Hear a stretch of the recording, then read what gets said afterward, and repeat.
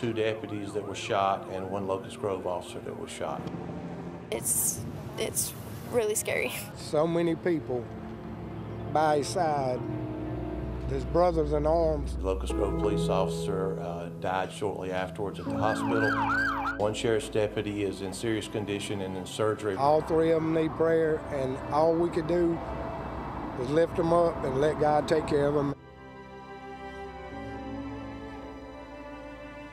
Right now at 6, we continue to follow 2 breaking stories in Metro Atlanta. The GBI is on the scene of a deadly shooting in southwest Atlanta where a state trooper killed a suspect. And another big story we're following for you. This is breaking out of Henry County where 3 officers were shot in a separate incident.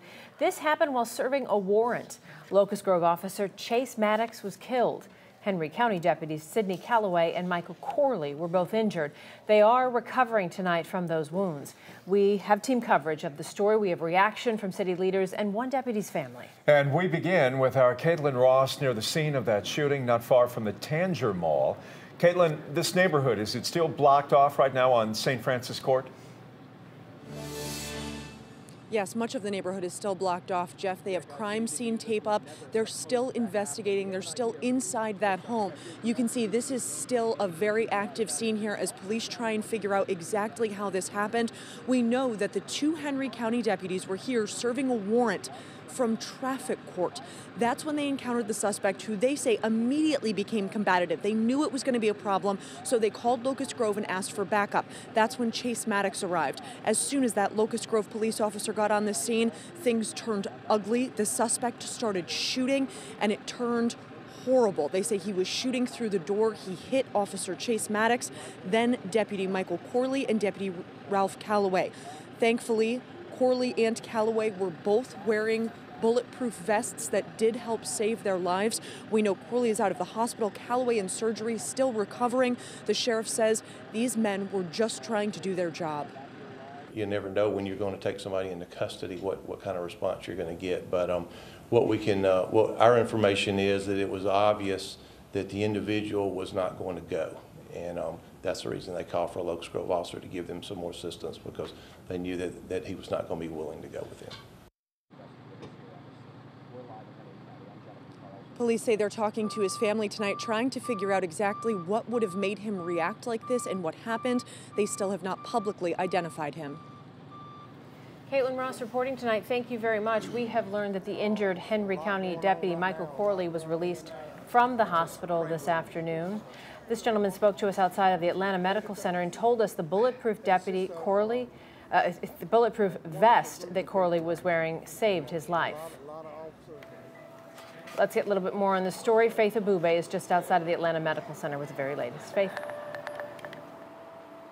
You know, Melissa, it would be an understatement to tell you just how grateful Deputy Corley's family is tonight. The deputy and his loved ones left here at the hospital just after 4 o'clock this evening, and the deputy had to go back with investigators to discuss what happened during that officer-involved shooting that turned deadly. And even though the family wasn't able to go home directly with him, they at least have the peace of mind of knowing that he will be coming home tonight. Let's take a look at photos that the GBI sent to us of that deputy this evening. His brother tells us he's a 49-year-old father. He's been working at the Henry County Sheriff's Office for more than 2 decades now. He's a very loving and an outgoing person.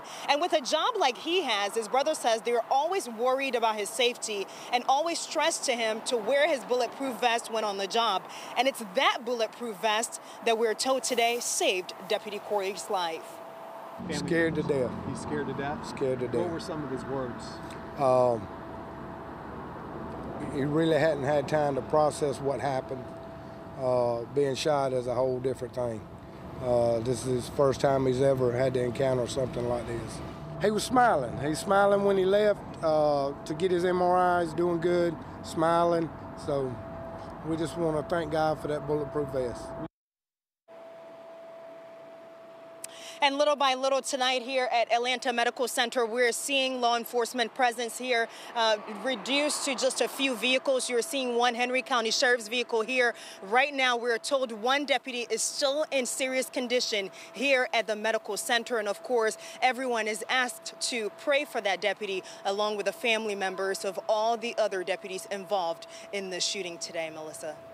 All right, Faith, I'm going to take it from here. Faith Abube in Fulton County in Atlanta. We want to go back out now to Henry County. Our Doug Richards live at the Locust Grove Police Headquarters tonight. Doug, many extremely, very, very saddened by the loss of this young officer who leaves behind a young family.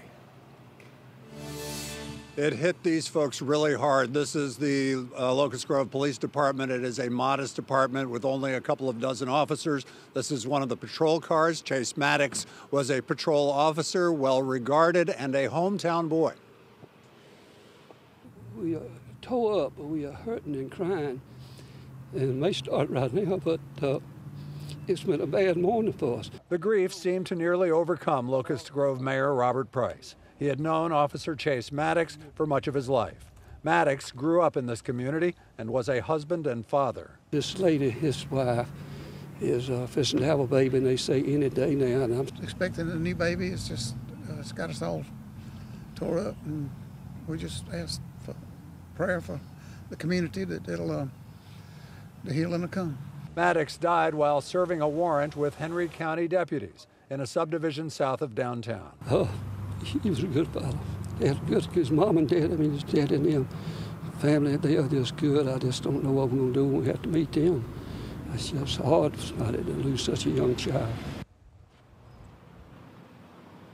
And when this tragedy struck the Locust Grove Police Department, the mayor says that the city of McDonough and the city of Hampton sent police officers into town to help cover while Locust Grove dealt with this unusual and very tragic incident. Back to you. Doug, I thought those comments from the mayor and those two men were very moving. Very powerful. Just very, very powerful. Yeah. Thank you. Difficult story anytime, but especially for a very small town, small community. Unexpected. Tonight, a lot of you are sharing your prayers and condolences on our Facebook page. As new information comes in, we'll be sending out alerts and posting details. On 11alive.com, you can tune into the late feed tonight after the Olympics as our crews dig deeper into what brought officers out to that neighborhood today. Meantime, this evening, we are continuing to follow more breaking news. This is in Southwest Atlanta. We are over the scene, as you can see. This is near Doane Street and Pryor Street, where GBI says a trooper shot and killed a suspect. We're told the trooper is okay tonight. John Shirrick's on this story with the very latest. John? We are at Doane and Winter Street in the Summerhill section of Southwest Atlanta, and you can see investigators, as you pointed out, are still on the scene of where this all unfolded earlier this afternoon. According to the GBI, this is what happened. An Atlanta police officer not too far from where we are now tried to pull over the driver of a suspected stolen vehicle out of Gwinnett County. The APD officer called for assistance from the State Patrol. A State Patrol trooper chased the driver the short distance here to Doane Street. Nellie Miles of the GBI describes what then happened just before the trooper opened fire. Attempting a vehicle stop, that is correct. And how did the trooper become involved? The Atlanta Police Department contacted Georgia State Patrol for assistance. And at that point is when the pit maneuver was done.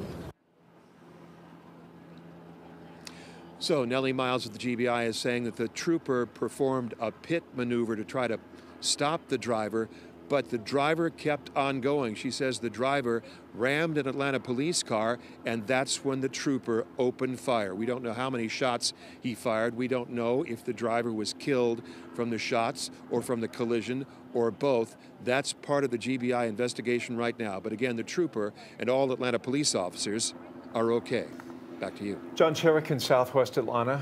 John, thank you. We want to make a correction to a story that we aired last night at 6 o'clock. On Wednesday, NBC News reported on Russian hacking of voter registration rolls across America. NBC stands by its story, except it showed a map that included our state, Georgia, as a state targeted by Russian hackers. We did a story based on that report questioning if Georgia was targeted.